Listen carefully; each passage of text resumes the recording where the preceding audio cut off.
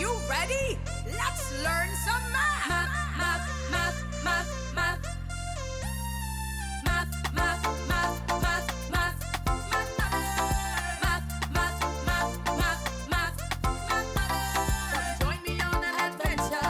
There's so much to explore. Numbers, shapes, and graphs to plot. Solve the problems, connect the dots. Algebra, geometry. Come, take a journey with us each Monday from 5:30 to 6:30 p.m. on ABS TV.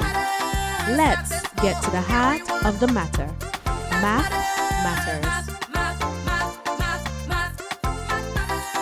Math, math, math, math. Good evening, everyone. Welcome to another episode of Math Matters. I'm your facilitator, Mr. Anthony Lennon. Special shout out to Britannia Bucknell, who continues to be the first place student submitting weekly. Thank you for sending your answers. Now let us look at last week's challenge. The question reads, a rectangular garden measures 6 meters in length and 4 meters in width. A border with a uniform width is added around the garden, such that the area of the border equals the area of the garden. What is the width of the uniform border? So we have a rectangular garden surrounded by a uniform path or border. So here we have the rectangular garden, and here we have the uniform border. Now we are given the dimensions of the garden. Since the garden is a rectangle, we can find the area of it by using the formula for the area of a rectangle, which is length times width. We're told that the length, the longer side, is 6 meters, and the width, the shorter side, is 4 meters. Let's put in those dimensions. So the area of the garden can be calculated by multiplying the length by the width, 6 meters by 4 meters. And that will give us 24 meters squared. Further, we are told that the border with a uniform width is added around the garden. Now let us label the width of the path or border around the rectangular garden as x meters. So here, we'll let that represent x meters. We'll label this part as x meters as well, this path as x meters as well, and here as x meters as well. Now, the length of the outer rectangle is a combination of this length, which is x meters, this length, which is 6 meters, and this length, which is x meters. When we add x plus 6 plus x, we'll actually get 2x plus 6. Next, let us look at the width of that outer rectangle. The width of the outer rectangle is a combination of this length, which is x meters, this length, which is 4 meters, and this length, which is x meters. When we add x plus 4 plus x, we actually get 2x plus 4. So the area of the outer rectangle is simply 2x plus 6 multiplied by 2x plus 4. So the area of the large rectangle, as I mentioned, will be 2x plus 6 times 2x plus 4. Now let's look back at the original diagram. We can find the area of the uniform border by removing that garden. So the area of the large rectangle minus or subtract the area of the small rectangle will actually give us the area of the uniform border.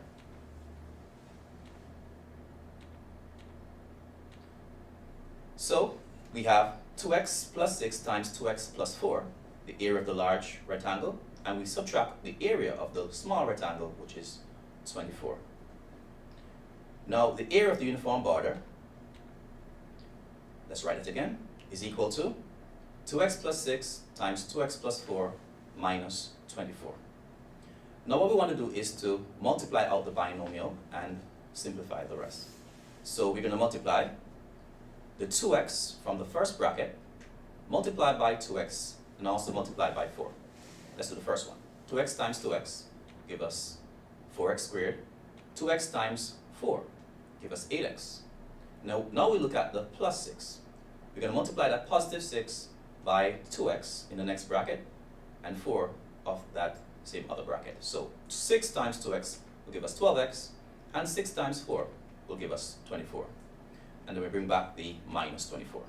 Now we want to simplify that. Simplifying, we bring back the 4x squared, and 8x plus 12x are like terms, so we can add those and get 20x. 24 minus 24, that gives us 0, and so we are simply left with 4x squared plus 20x as an expression in x for the area of the uniform border. Now, the area of the uniform border, as we're told, is equal to the area of the garden. So let's write that down.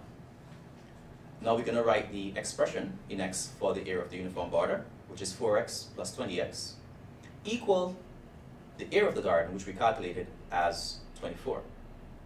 Now we have what we call a quadratic equation, because the highest power on the variable there is x, is actually 2, correction. So once we have a quadratic equation, we solve it by making it equal to 0. So we need to subtract the 24 on the right hand side.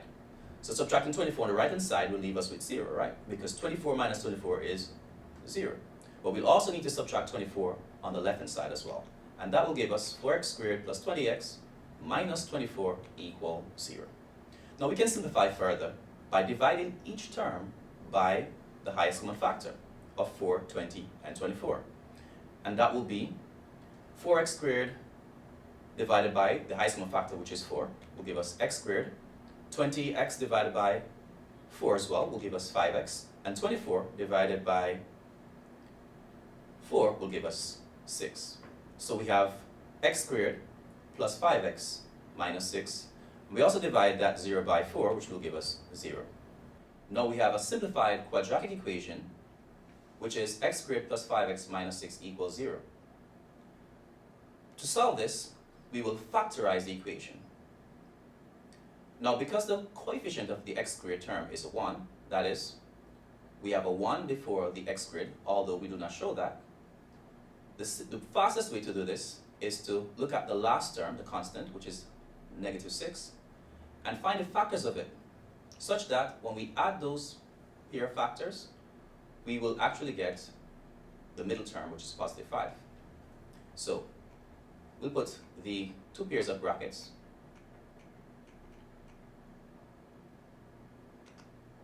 and then let's look at it. The first term of both brackets will be x, since x times x will give us x squared.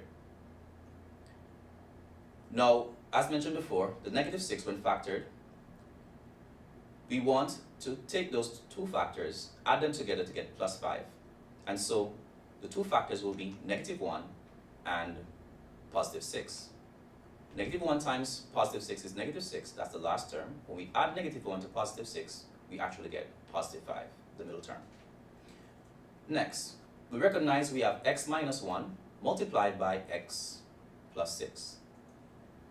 When you multiply two quantities and you get 0 as the result, it means that one of those factors has to be 0.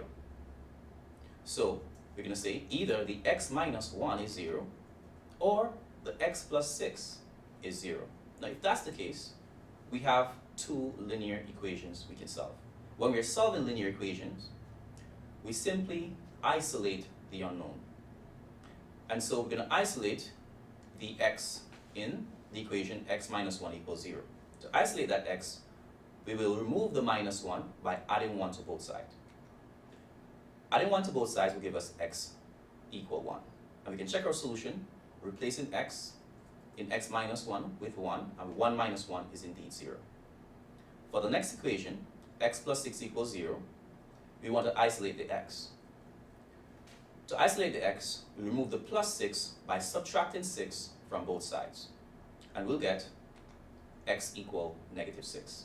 Again, we can substitute that negative 6 into the equation, x plus 6 equals 0, and we'll get negative 6 plus 6. and negative 6 plus 6 is indeed 0. So those are our two solutions.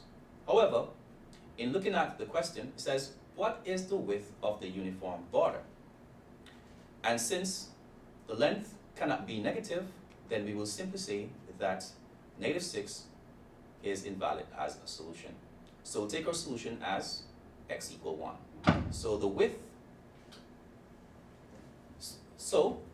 of the uniform border is 1 meter. Now let's go back to look at the diagram, and as we can see, the width of the uniform border or path is 1 meter. We'll be right back after a message from our sponsor.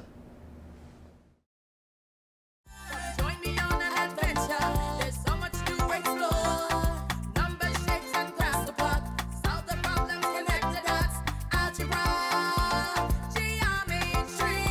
Come, take a journey with us each Monday from 5:30 to 6:30 p.m. on ABS TV.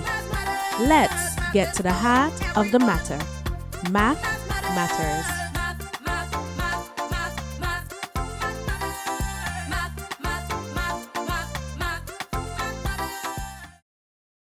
Welcome back. Today's topic is relations, functions, and graphs. However, we will focus primarily on the graphs of quadratic functions. What we'll be covering? These are the specific objectives. To identify situations where quadratic graphs are useful or demonstrated in real life. We'll also be looking at the features of a quadratic graph. These include x-intercepts, roots of the equations, and solutions, which are the same things.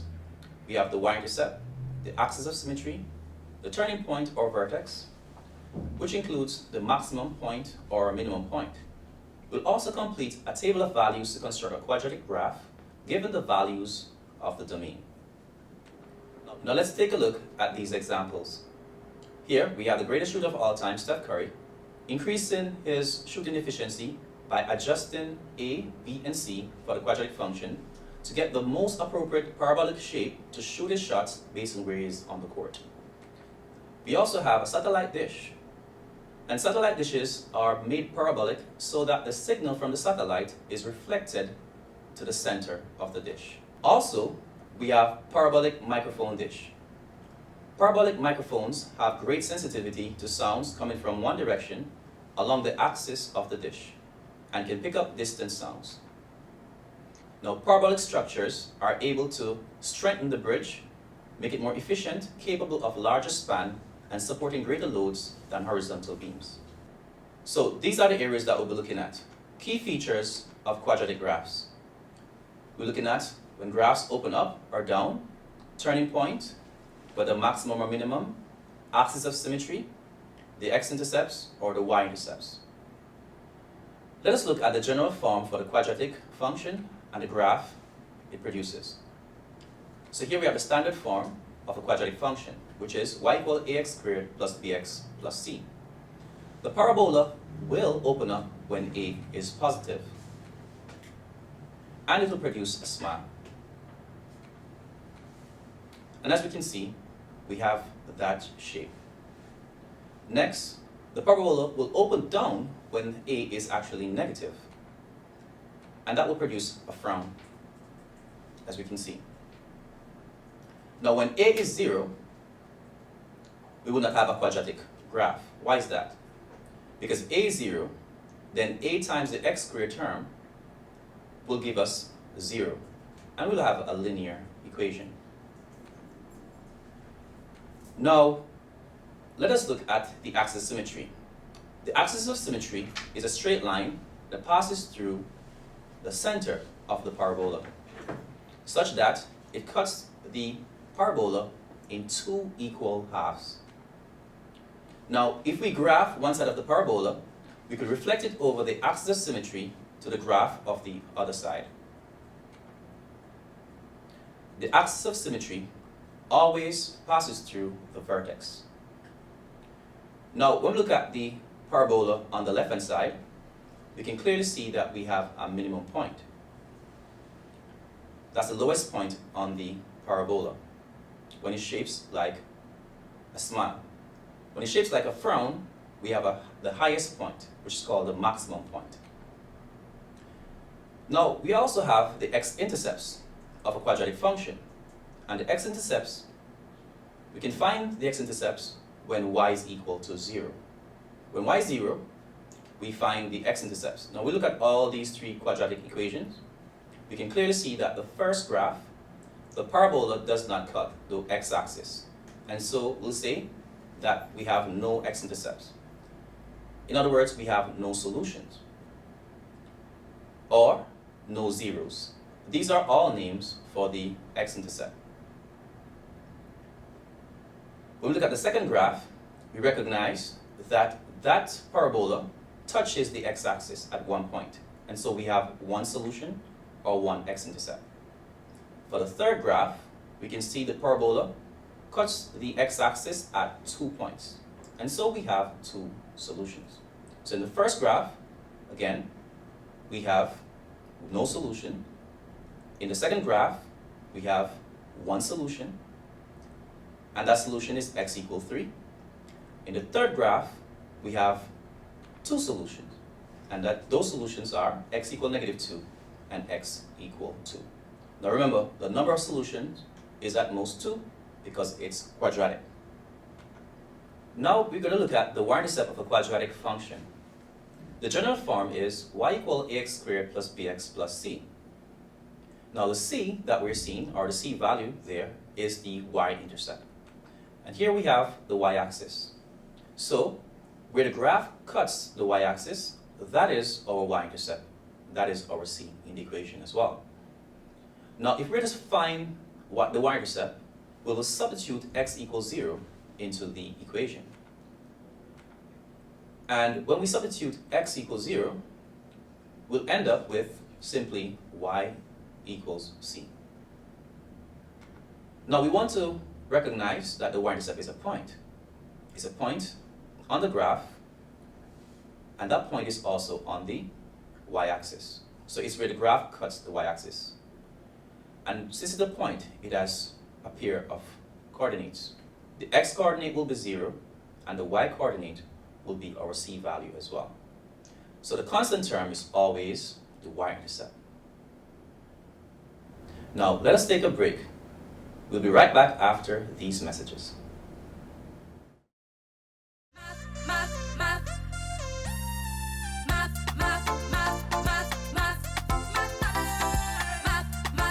Take a journey with us each Monday from 5:30 to 6:30 p.m.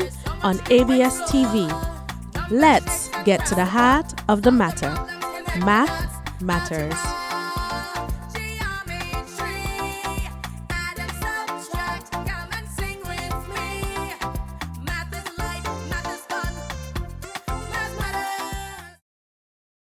Welcome back. Let's take a look at a CXC type question. It reads, the diagram to the right shows the graph of the function f of x equals x squared minus 6x plus 8. The first part of the question asks us to state the coordinates of 1, the y-intercept. Looking at the graph to the right, we can clearly see that the graph passes through the y-axis at 8. And so that is the y-intercept, because the graph intercepts the y-axis at 8. And so we will write the coordinates as x equals 0 and y equals 8. And we can write this as an ordered pair. We have an open bracket, and we put 0, 8 in the bracket.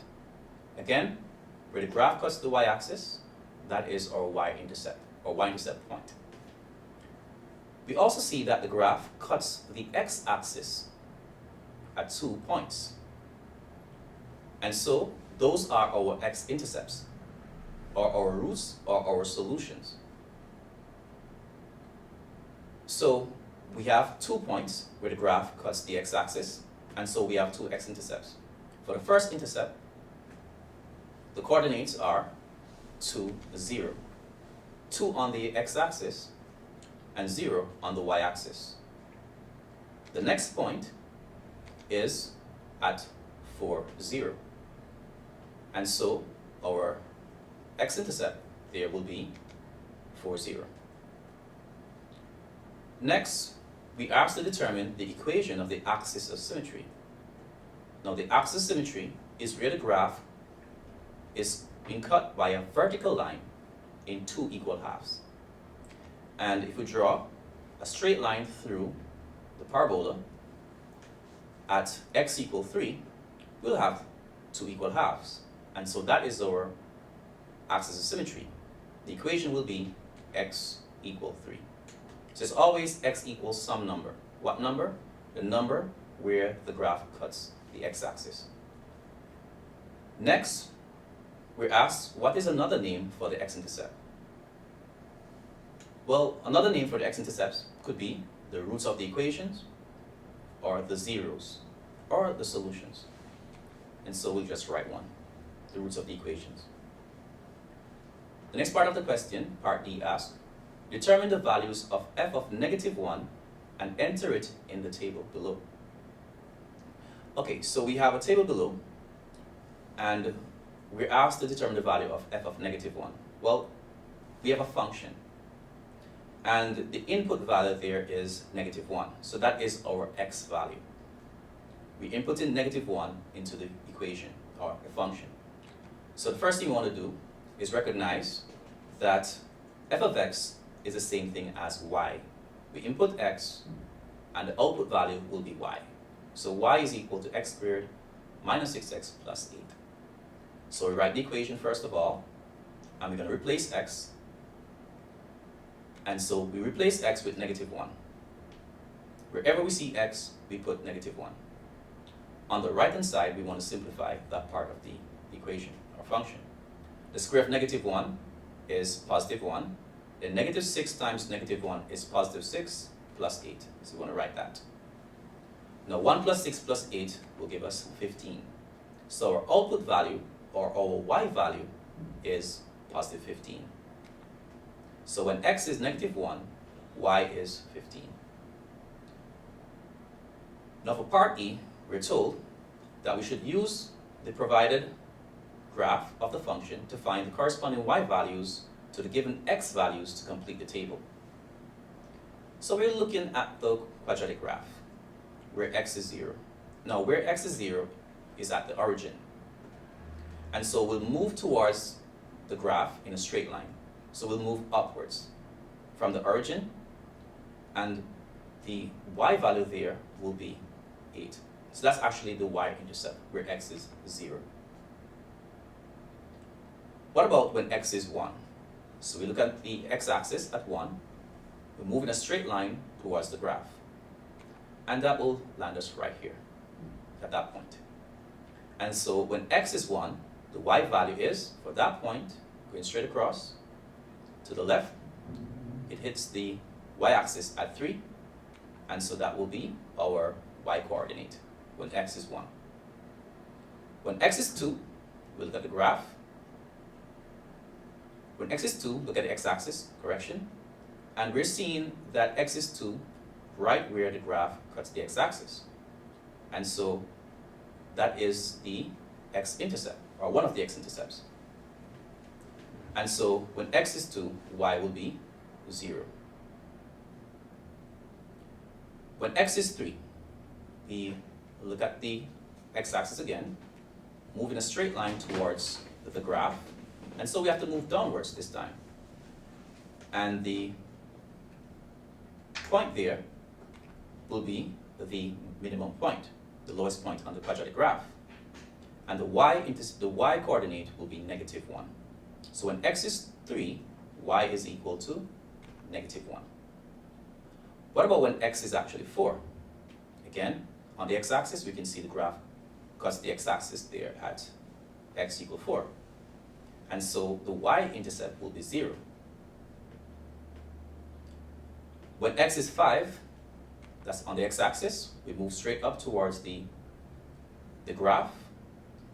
And for that point, when x is 5, y is +3. When x is 6, we move towards the graph again from x equals 6. So we have to move upwards, straight upwards. And for that point, we look to the left, towards the y-axis, and the y-coordinate is 8. Now let us take a break to hear from our sponsors. Join me on an adventure. There's so much to explore. Numbers, shapes, and graphs to plot. Solve the problems, connect the dots. Algebra, geometry. Come, take a journey with us each Monday from 5:30 to 6:30 p.m. on ABS TV. Let's get to the heart of the matter. Math matters.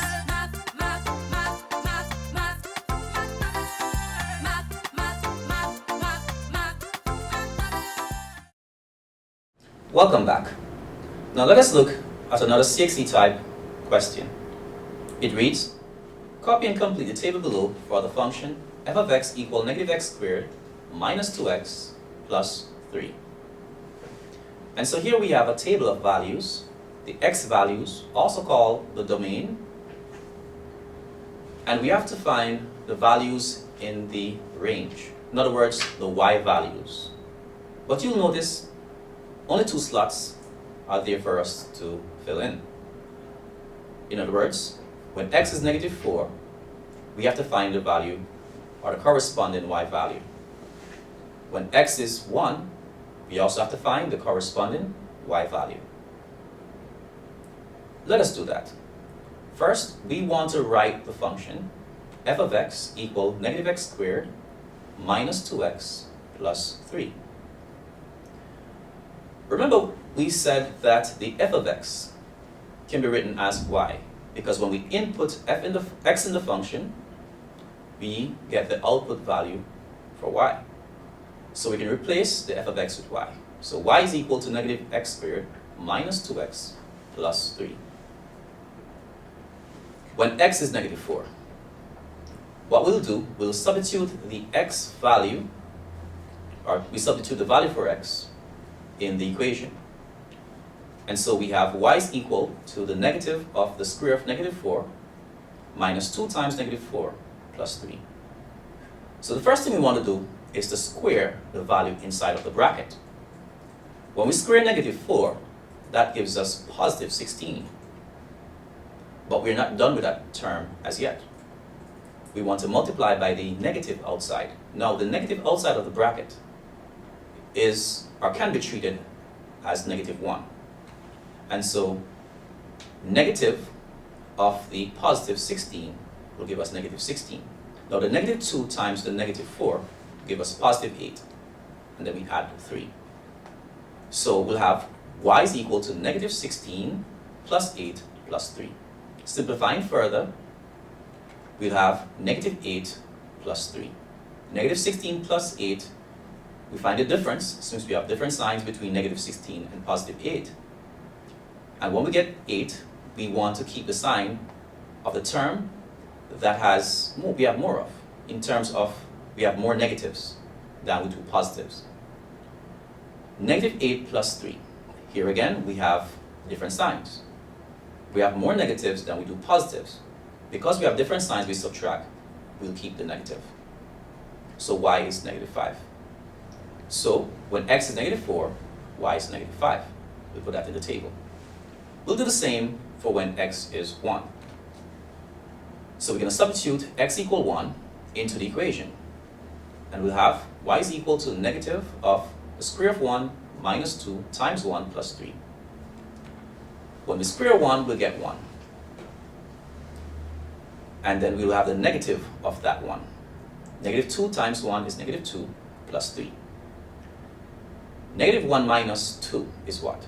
If you think about the number line, you're at negative 1, and you subtract 2, you move 2 places to the left. And so that will give you negative 3. Or we can say that we have the same signs, and so we add and keep the sign. And so that will give us negative 3 plus 3. Now here we have different signs. And so we subtract. Once we subtract 3 from 3, we'll get 0. And so when x is 1, y is 0. Written as ordered pairs, we have negative 4, negative 5 in bracket, and 1 and 0 in another bracket, as a set of ordered pairs. Now let us look at part B, where we have to graph these values, or these set of ordered pairs. The first pair that we have is x equal -4 and y is equal to -5. So we start at the origin and we move 4 places to the left. Since x is -4, we move in the x direction, which is either right or left. But once it's negative, we move left. So we move left 4 places. And then, since y is negative, we move downwards. So we move 5 places downwards. And that will land us at this point. Now it's always good to double check. For this point, you look towards the x-axis in a straight line, which is upward. And we can clearly see that the x value is -4. We look to the right, and the y value is -5. Then for the next point, x should be -3 and y 0. And so that point will be located, as we can see on the screen. The x value is -3 and the y value is 0. In other words, from the origin, we move 3 places to the left, but since y is 0, we do not move in the y direction, up or down. For the next point, x is -2 and y is 3. So we'll move 2 places to the left from the origin, and then we do not move. We move 3 places up, since y is 3. So 2 places to the left, and 3 places up land us at this point. We double check, we can clearly see that x is -2 for that point, and y is 3. For the next point, x is -1, and y is 4. So from the origin, we move 1 place to the left, where x is -1, and then we have to move 4 places upwards, because y is 4, and so that will land us at that point. Next, x is 0, so we start at the origin where x is 0, we do not move left or right, since x is 0, and y is 3 means we're going to move upwards. And so moving on the y-axis upwards, that will land us at that point, 3 places upwards from the origin. When x is 1, this is +1, y is 0. We move 1 place to the right on the x-axis, since x is 1, but since y is 0, we stay right there. So we have the point located right there. The next point is x equals 2 and y equals -5. Since x equals 2, we move 2 places to the right from the origin. And then we move 5 places downwards, since y is -5. And that will land us at that point. Now, the next thing that we have to do is to draw a curve through all these points. We will not use a ruler, we use our hands without a ruler. So, joining the points with a line, we'll get what looks exactly like a parabola. And as we can see, the curve passes through each of those points. And so we end up with a frown. We end up with a parabola with a maximum point. The next part of this question is to look at the various features. Part C, it says, state the following. 1, the coordinates of the y-intercept. Now, recall that the y-intercept is where the graph cuts the y-axis. Where does this graph cut the y-axis? Well, the graph cuts the y-axis at 3 on the y-axis. Now we asked for the coordinates, so we want the x value and the y value of that point. The x value of any point on the y-axis is 0. And so x will be equal to 0, but the y value will be 3. And so present it as an ordered pair, 0, 3, where 0 is the x coordinate and 3 the y coordinate. And if you notice, 3 is the last term in the equation. F of x equals -x² minus 2x plus 3. That last value, or constant, is what we call the y-intercept. As a point though, we always want to have 0 for the x coordinate and the y coordinate 3. Now we also asked to state the coordinates of the x-intercept. Now the x-intercepts are the points where the graph cuts the x-axis. And if you notice, the graph cuts the x-axis at 2 points. It cuts it at x equal -3 and x equal +1. However, we asked for the coordinates, so we'll have to include the y coordinate as well. And the y coordinate of any point on the x-axis is 0. And so, for the first point, where x is equal to -3, the y coordinate is 0. So that will be -3, 0. And for the next point, the next x-intercept, the x coordinate is +1. That's where the graph cuts the x-axis, but the y coordinate is 0. Now, if we look at the table of values, we can clearly see that where we have x equal -3, y is 0. And where x equals to 1, y is also 0. Now, for the other question, or part of the question, it says state the following, the part 3, the equation of the axis of symmetry. Again, we want to look for that straight line which passes through the parabola. And so that straight line will cut through the vertex, or what we call the turning point. And so this is our axis of symmetry. And it cuts through it right through the x-axis at -1. And so the equation itself will be x equal -1. Again, remember that maximum point that we have there can be referred to as the turning point or vertex of the graph. Now we also want to look at the coordinates of the turning point. That's the fourth part of part C. What are the coordinates of the turning point? Looking at that point, we want to identify the x coordinate as well as the y coordinate. The x coordinate will be -1.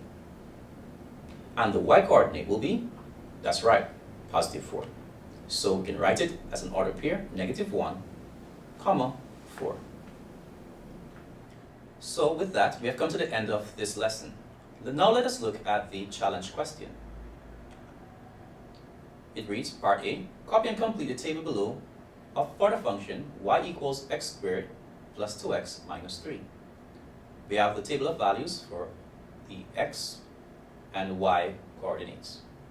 Part B, using the ordered pairs above, draw the graph of y equals x squared plus 2x minus 3. In part C, state the following. 1. The coordinates of the x-intercepts. 2. Coordinates of the y-intercept. 3. The equation of the axis of symmetry. And 4. The coordinates of the turning point. Thank you for staying with us. And that has brought us to the end of this presentation. Remember to submit your solutions, mathmatters268@gmail.com. I repeat, mathmatters268@gmail.com. Please join us next week Monday when Mrs. Thornhill covers transformation geometry. Take care.